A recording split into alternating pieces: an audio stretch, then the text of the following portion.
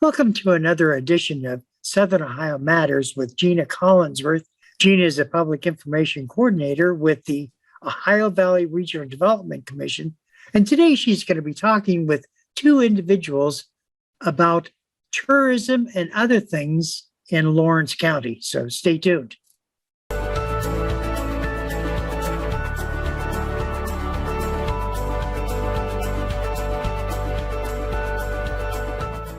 Welcome back to another episode of Southern Ohio Matters with Gina Collinsworth. Gina is a public information coordinator with the Ohio Valley Regional Development Commission. And today we're going to be talking about tourism and other important things coming from Lawrence County. Gina, it's always a pleasure talking with you. Hey, Patrick, how are you today? And I want to say, everyone, stick around for the end of the show. There will be singing and dancing. It's the Christmas show, Patrick. It's got to be special. Well, that sounds good, as long as I can not participate. Well, let me tell you who is participating today, and we'll get right to my first guest. It's exciting to have this show as a platform to kind of promote all the wonderful things happening in Southern Ohio. So the Ohio Valley Regional Development Commission, we work with 12 counties in Southern Ohio along the Ohio River. And my first guest today is coming from Lawrence County, and that will be Marty Conley, who is the Executive Director of the Convention and Visitors Bureau in Lawrence County, Ohio. And I want to say hi, Marty, and welcome to the show. Hey, Gina, thanks for having me. I appreciate you guys getting with us and doing this. I'm excited. I'm curious about the singing, though. I'm looking forward to that. So I'm here for that. Stick around. It may not be me. It may not be Patrick. We just don't know exactly who will be singing at the end. But Marty, It's great to talk with you because of all the work that you're doing in Lawrence County. And let's talk a little bit about what's going on and what your role is there and just the great things happening. Sure.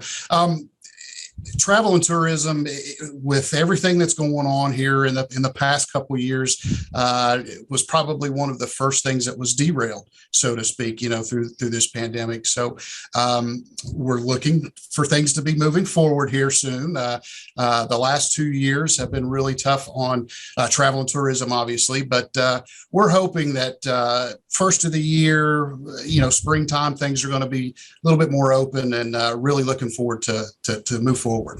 Well, Lawrence County has still managed to do some amazing things lately.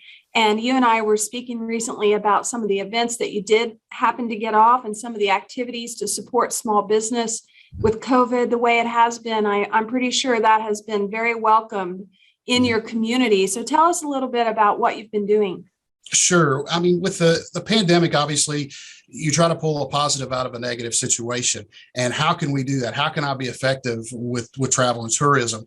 So it gave us an opportunity, not only here where we do partner with the Chamber of Commerce, but getting out PPE equipment, answering information about loans and grants and information that small businesses have. But it gave me an opportunity to reach out to our small businesses and our restaurants. Restaurants had their menus modified, their hours changed, their delivery services all. So we wanted to be a hub of information for those folks and to really help them so they can keep their lights on. And it gave me an opportunity to get out and meet some more of these people, and really good for the networking side of it. We also partnered with our local cable company here, Armstrong Cable, and we started a little video interview, so to speak. And we've done about 13, 14 episodes with that. And we're really just trying to get to know our small businesses, several small businesses through Lawrence County. And this gives us an opportunity for folks to see a face, where they're at, what they do, and to really get some exposure for those folks. You touched on tourism and how it's been impacted. And one of the things in our office that we've noticed is through the resources coming down from the federal government, we work a lot with the Appalachian Regional Commission and the EDA. A lot of them are tourism focused. And I'm excited for the future. We talked earlier about some of the things you guys have planned, and I see an Ironton Tanks poster behind you on the wall. Yeah. Tell us more about some of the historic attractions and interests that there are in Lawrence County. Sure. Yeah, obviously, one thing during the pandemic is we do have the Wayne National Forest here. So it was when things started moving forward a little bit, where people could get outside. The Wayne was a great opportunity for people to get out, hike, kayak, do those things outdoors. So that was a great resource. But some of the other things that we're looking at, and you said it, this year we're really looking forward with some of the resources for tourism. It is a huge thing. And when you look at Lawrence County, one of the rich things that we have here is history, and historical tourism, I assume, is going to be booming here once things open back up. People want to come down for maybe a long weekend and check some things out. And Ironton, the Lawrence County area, is full of history. Be it the buildings, Underground Railroad, the cemeteries. There's so many different things. And the tanks was back here. We are working with some things to promote that even more. Really excited about that. To have some things maybe done with the youth or the community. But it's really pulling things together and the history part of it. The Ironton Tanks, I know from my dad and my husband, weren't they the first pro football team? And isn't that amazing that it started in our area, in our region? Yeah, I don't know if they were the first pro, being that they were semi-pro. They formed in 1919. We just celebrated 100 years a couple years ago. But the neat story about the Tanks is they were around for 11 years. The stadium and the field that they played on, the stadium, I should say, that they played on is still in Ironton. It's on the historical registry, which there's another history piece. But they played for about 11 years, dissolved, and then they moved to Portsmouth, the Portsmouth Spartans. And then they were acquired by the Detroit Lions, which is what we know today. Interesting fact about that is we just had Thanksgiving, and everyone sits around and eating their Thanksgiving meal, and football's on. The Detroit Lions play every Thanksgiving. And the way the story's told is that started in Ironton, and it traveled through. They were wanting to sell tickets. So everyone's home on Thanksgiving. So let's have a football game on Thanksgiving. And to this day, the Thanksgiving Day game, the Detroit Lions play. That's amazing. I think there's also a connection to Spartan Stadium in Portsmouth, Ohio, just up the river from Ironton. So definitely great to know that football started, I'm going to just say it, football started in our region. Probably not totally accurate. It was very popular. There were several around the state, but Ohio is very big into the start of football. So football's not the only thing we have going here. And you mentioned Wayne National Forest. I have been kayaking on Lake Vesuvius. That's a big draw. I mean, there were lots of people there. And as you mentioned, everyone wants to get outside. That kind of tourism is a big draw. So it's a great natural resource in our area and for Lawrence County. The Wayne is beautiful. I mean, if you ever get the chance to come down and visit it, you said, the kayaking, the trails, the biking, the ATVs, horseback, equestrian riding is there. And I think it was kind of odd because people locally here, when they were getting out to do some things and visit, they would visit the Wayne because maybe they hadn't been before. And they're like, wow, this is in our backyard. And yes, thank you. But we wanted folks to come out. This year in June, we had our first National Trails Day. And we teamed up with some folks, and we just had some resources there from the Wayne and other groups to really give folks an idea what happens at the forest. Anything from kayaking to safety to the park rangers. So I really look for that event to grow as we move forward as well. And Marty, you actually have a video we want to share with our viewers right now, and that'll kind of show what you're talking about. So let's see that now.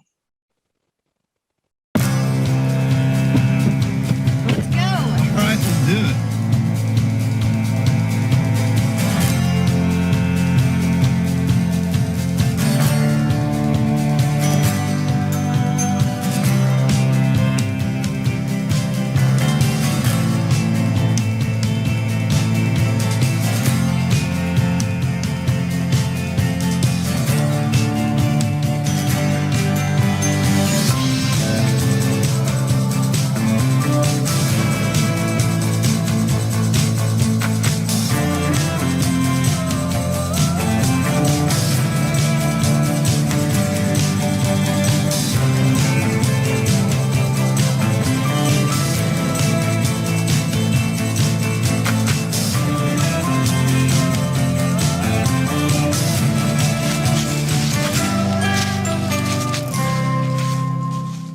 video is amazing. It's very high quality. Tell me how that whole thing came about, that project. Sure.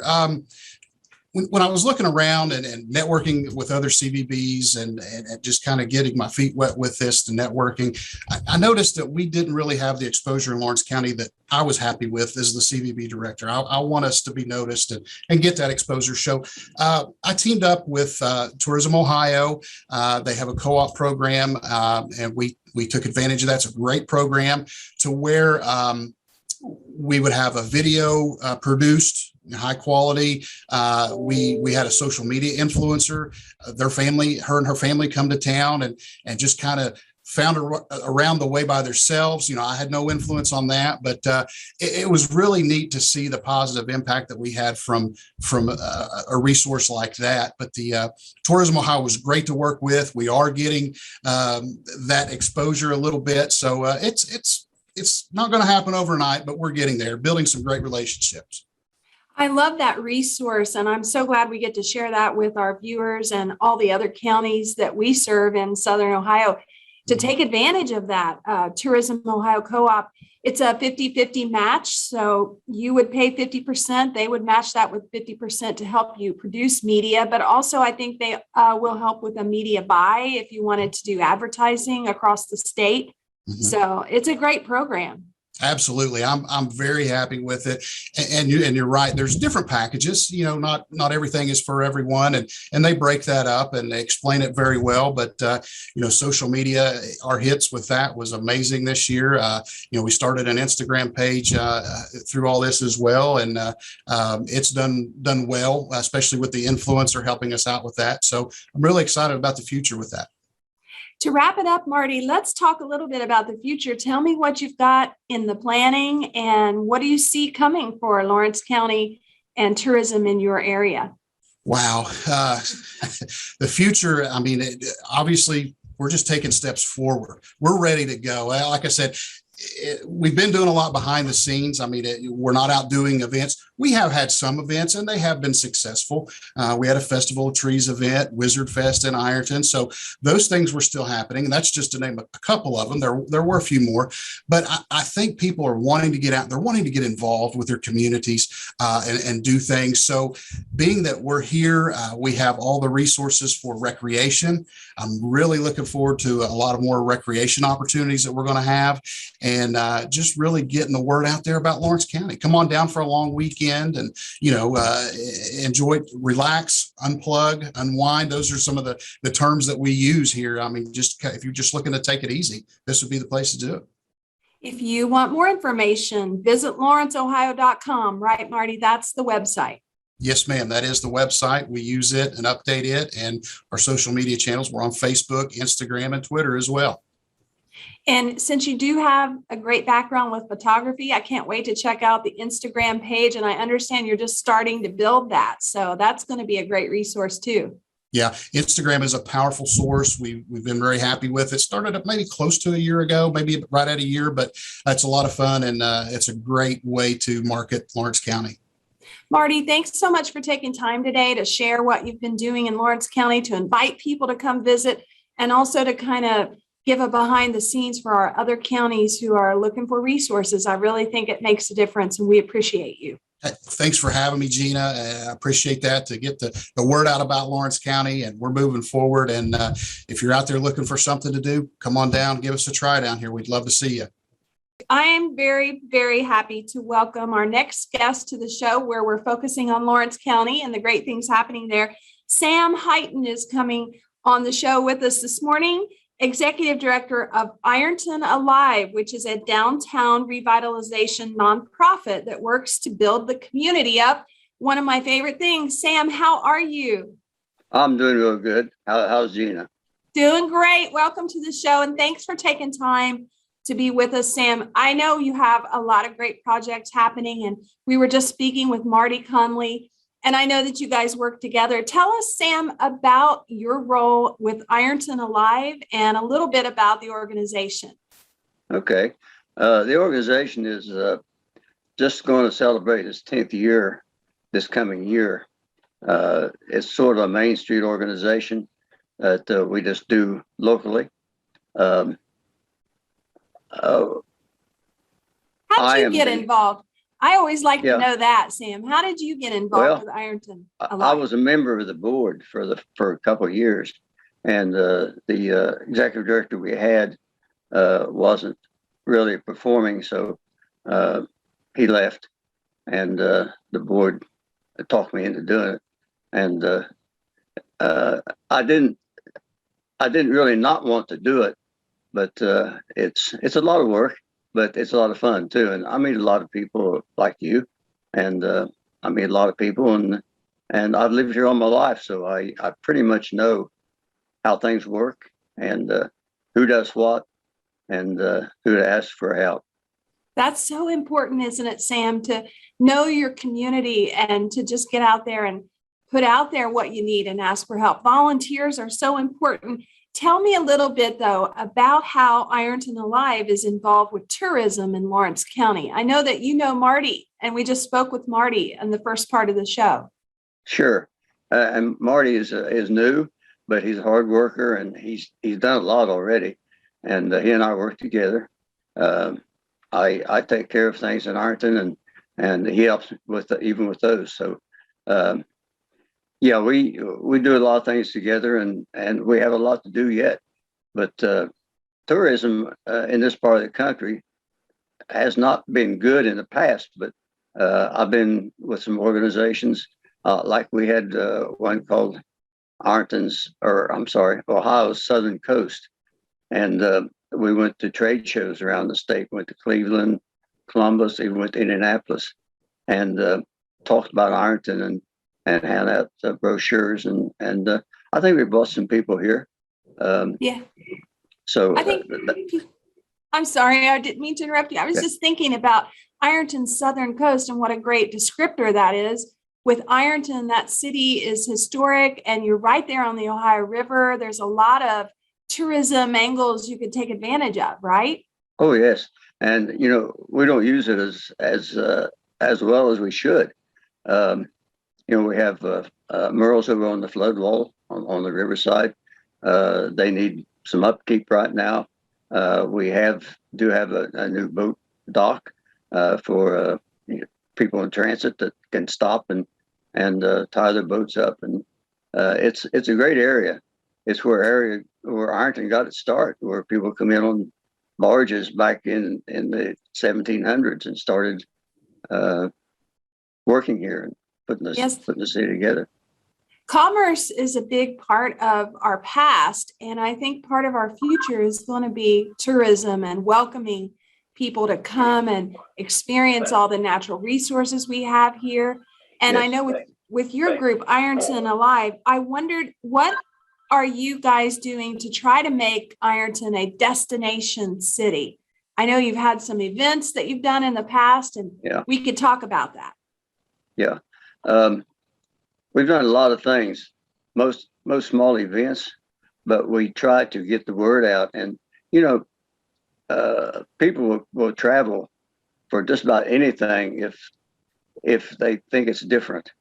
And the one thing we started when we started Ironton Alive was the farmers market. And I think we have a great farm. It's a small market, but we have really good vendors. We have 20 vendors that's here every Friday and Saturday, 6 months out of the year. And we've had others that have come and gone, but we have a group right now that's really good. And I'm the market manager, so I'll go around, and when I see a strange face, I'll ask them where they're from. And it's really surprising to find out that people will travel 1,500 miles to a farmer's market if they think it's a good one. And I love it. Yeah, and not to brag, but I've had people come to me and want me to start a farmer's market in their town. A couple of towns here really close. Of course, I wouldn't do that, but They're trying to steal you away, Sam. I've given them help, information on how to do it, and I work with people like that. So the farmers market is located right downtown, pretty close to the murals and the flood wall and the river.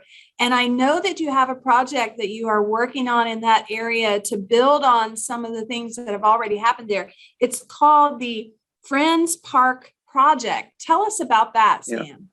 Yeah, this is something that we've really looked at for a long time, but our city mayor has come up with a plan, with a drawing that that we all agreed to. Begin with it's right next door to the farmers market area, so it's combined with parking lots that are used by each other. But there's a splash park there that was built by the Friends of Ironton, another group in town. And so this kind of surrounds the splash park. The old Ironton Russell Bridge approach was in that area, and there was a building there that the ODOT used for the bridge, and they've given that to the city of Ironton, and Ironton Alive got a grant and fixed the building up, painted it, and they put restrooms in it. We have a vendor in it now that the Shake Shop has a little concession stand in there that they have open during the summer.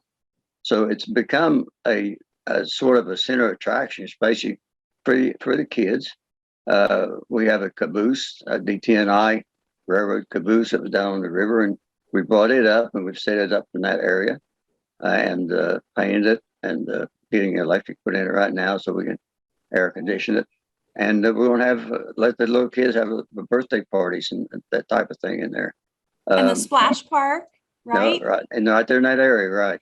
Mm-hmm. And so you have the caboose, the splash park, tables where they can sit and have their lunch, and we have a little train we're going to set up right next to that, and it's all laid out for a great time for the small ones.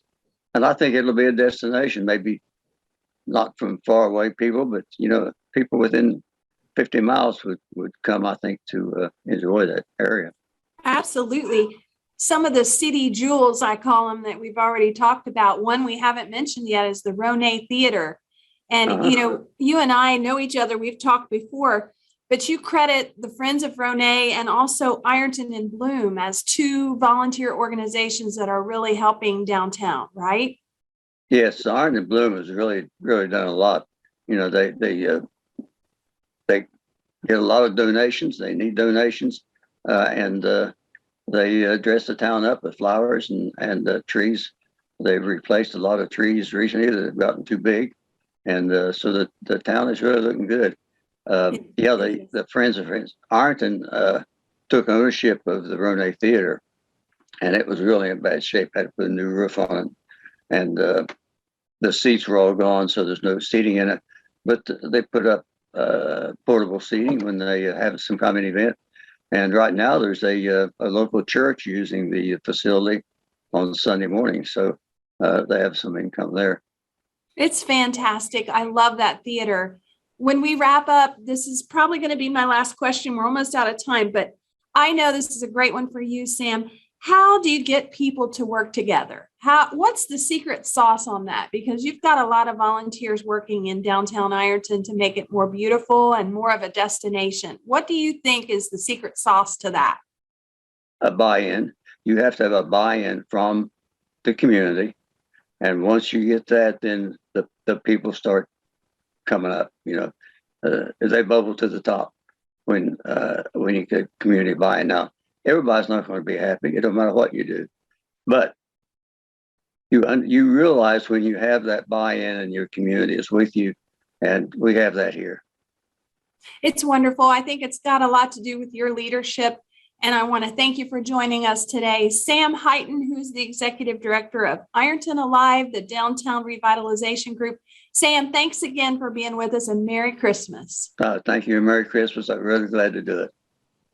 Marty and Sam are really two individuals that tell the whole world what great people live in Southern Ohio.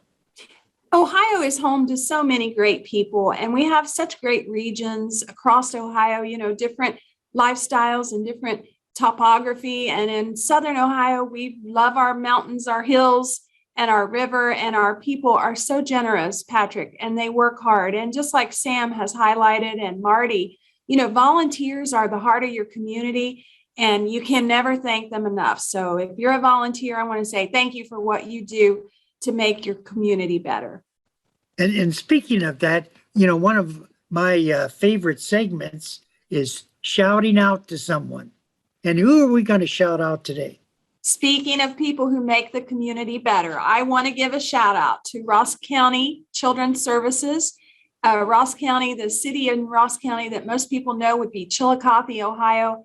And they had a Secret Santa program this year. They said they had more families than they've ever had this year. And we were really happy to just spotlight what they're doing to collect Christmas gifts for children and make this a wonderful holiday season for families. I think that's fantastic. Now, you're again with Ohio Valley Regional Development Commission. Ohio Valley Regional Development Commission is a local development district and an economic development district, and we work to facilitate grants and funding and programs that come from the federal and state level down to our local communities. We serve 12 counties in Southern Ohio, from Claremont County on the western side of our territory all the way over to Gallia, Jackson, Vinton County on the eastern side of our territory, and Ross County is our most northern. Scioto County is our most southern. We love our counties. We love our people. And Patrick, we promised dancing and singing to end the show. So it's our Christmas show. Are you ready? Everyone out there, you ready? Sure. Patrick, you're ready. Everyone's ready. Here we go. Hope you have a Merry Christmas. We'll see you next year. Hey, we're talking with Gina Collinsworth, Public Information Coordinator with the Ohio Valley Regional Development Commission.